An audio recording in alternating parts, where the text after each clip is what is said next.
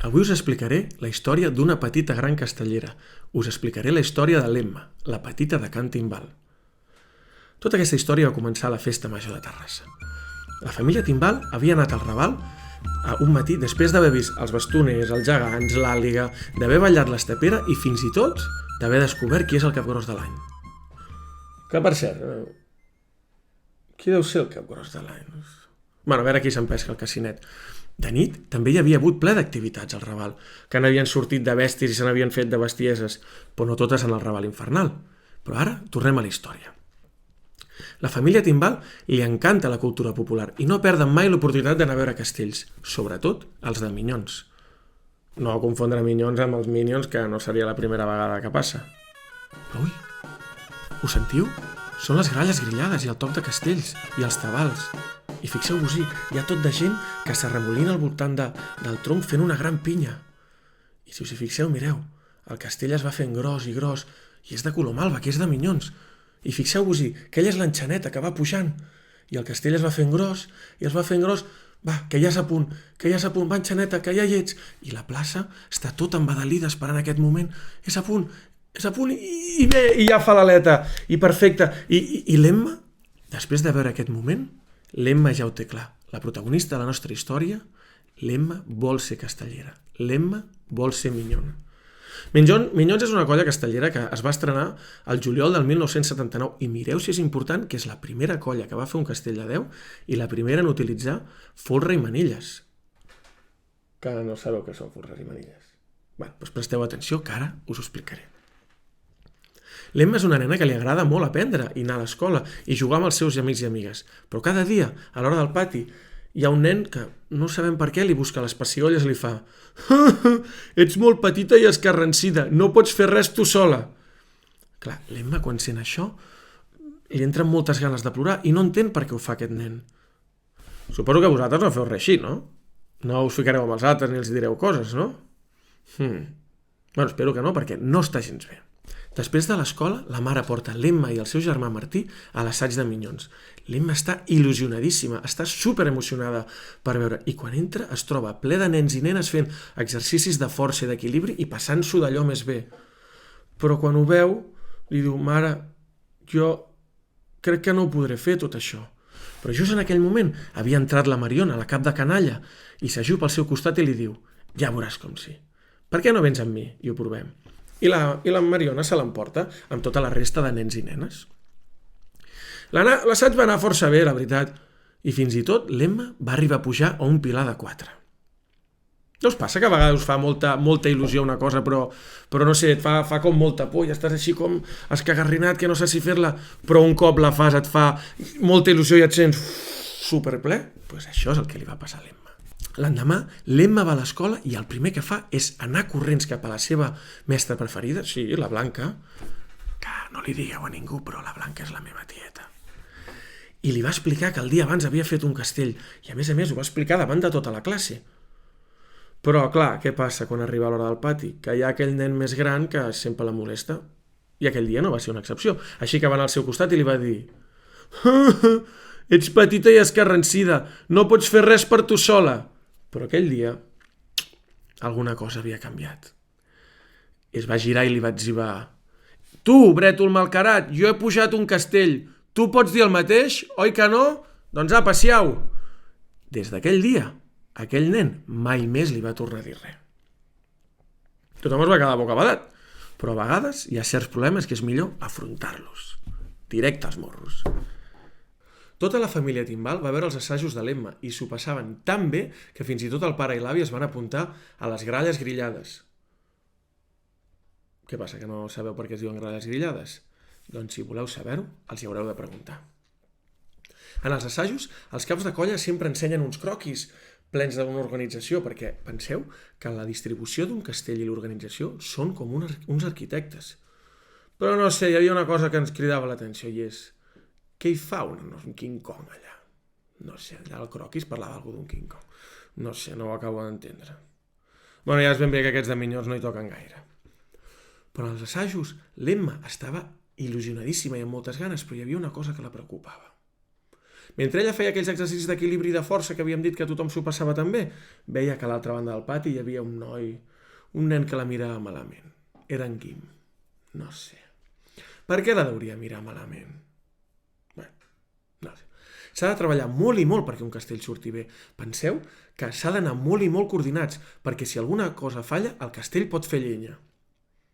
Què passa, que tampoc sabeu què vol dir fer llenya? Sí, home, sí, quan un castell cau... Mireu, quan un castell el carreguen fins que l'enxaneta fa l'aleta se'n diu carregat. I quan un castell, després d'estar carregat, el descarreguen, se'n diu descarregat. Sí. Suposo que voldreu saber si quan la gent cau d'allà dalt no es fa molt de mal. La veritat és que si saps caure, no gaire. Però a vegades... La veritat és que et fots una bona patacada. Però què passa? Perquè això no passi, és molt important que el castell tingui una bona pinya. Recordeu que abans vaig dir que us explicaria? Doncs us ho explico. Mireu, al pom de dalt tenim l'enxaneta, l'aixecador i els dosos. Després al tronc tenim els setens, els sisens, els quins, els quarts. I al pom de baix tenim la pinya i després el folre i les manilles. Tot i que els castells no sempre hi són. Però aquestes són les parts d'un castell. Però tornem a la història. L'Emma estava il·lusionadíssima per poder ser enxaneta. Sabeu de què tenia moltes ganes? De pujar un castell molt alt. I sabeu de què tenia ganes? De tocar el cel amb la mà. Sí, tocar el cel amb la mà. Què sabeu? Sabeu aquella cançó de Stromberg? Si la coneixeu o no, la cançó de Stromberg?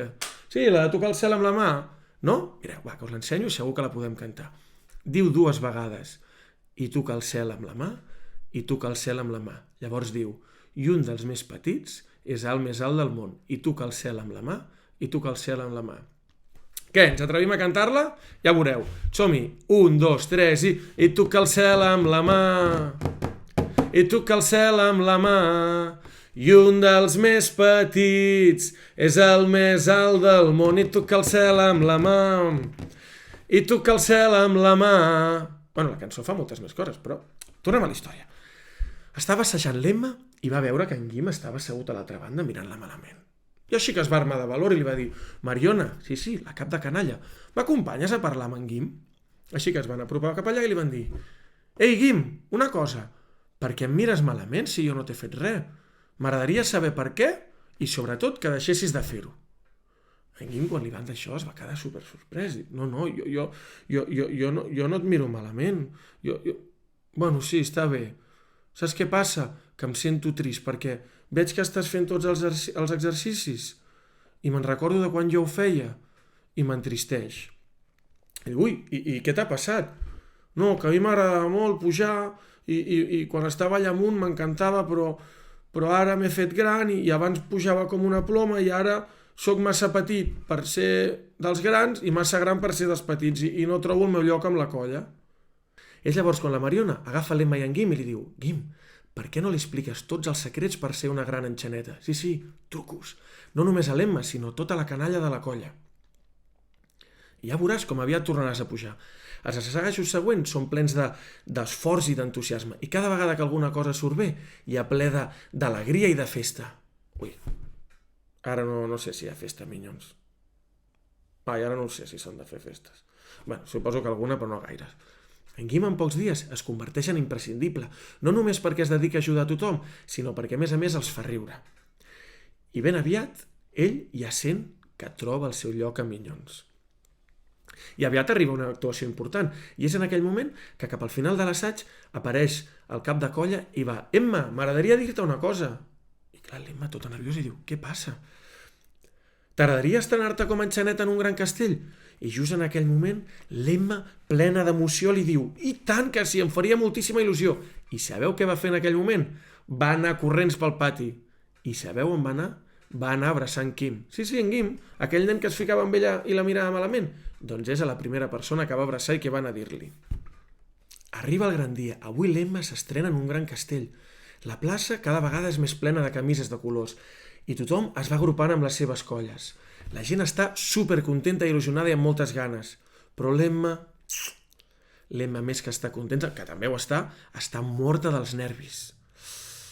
Però just en aquell moment, quan els caps de canalla reuneixen tots els nens i nenes de la colla, inicien els seus rituals i fan primer de tot aquest discurs motivador i llavors comencen amb tota una mena de passos infal·libles que tenen perquè els nervis se'n vagin. Què passa, que voleu saber quins són, no? Doncs no us ho penso explicar. Hi ha coses que més que explicar-les és millor descobrir-les. Però ara sí, l'Emma ja està preparada i engrescada i tots aquells nervis que tenia ja han fugit. La pinya es va preparant, ja se sent el cap de colla donant les indicacions. I veiem com la pinya es va formant i el castell a poc a poc es va construint. Just en aquell moment, en Guim s'apropa a l'Emma i li fa una abraçada i li diu: sobretot, agafa aire i cap amunt sense por. Ja veus com l'Emma va pujant, el castell es va fent gros, va pujant, i l'Emma ja és als dosos, ja està a punt d'arribar a l'aixecador, només li falta passar la cama, arriba el gran moment de l'Emma, el que ella havia somiat, poder tocar el cel amb la mà, està a punt, i ara sí, fa l'aleta, però no us penseu que ja ha acabat, que ara toca descarregar el castell, i quan l'Emma comença a baixar, i l'aixecador també, però el castell es comença a moure, ara és un moment de molta tensió, el castell es mou, va, aguanta, el castell es va desmuntant, aguanta, té aquell moviment, però sembla que aguanta, i ara sí, castell descarregat dels Minyons de Terrassa! Tota la plaça és plena d'eufòria i d'aplaudiments, tothom amb flor de pell de gallina, i aquella emoció i esgarrifances que recorren el cos. Però sabeu què passa quan es fa un castell de minyons i a més dels bons? Que toca fer el crit de celebració. Sabeu quin és el crit de celebració? Però pot ser que no sapigueu quin és el crit de celebració. Preparem-nos, ara sí, 3, 2, 1, tothom a punt i... Lo, lo, lo, lo, lo, lo, lo, lo, lo. Lo, lo, lo, lo, lo, lo, lo, lo, lo, lo, lo. Lo, lo, lo, lo, lo, lo, lo, lo, lo. Lo, lo, lo, lo, lo, lo, lo, lo, lo, lo. No us preocupeu si algú s'equivoca, sempre hi ha algú que s'equivoca, no us preocupeu. I així és com va començar la història de l'Emma i tanta gent en el món casteller. Així és com l'Emma va entrar i va formar part d'aquesta família. I no parlo de la família Timbal, parlo de la família de Minyons, parlo de formar part de la família del món casteller.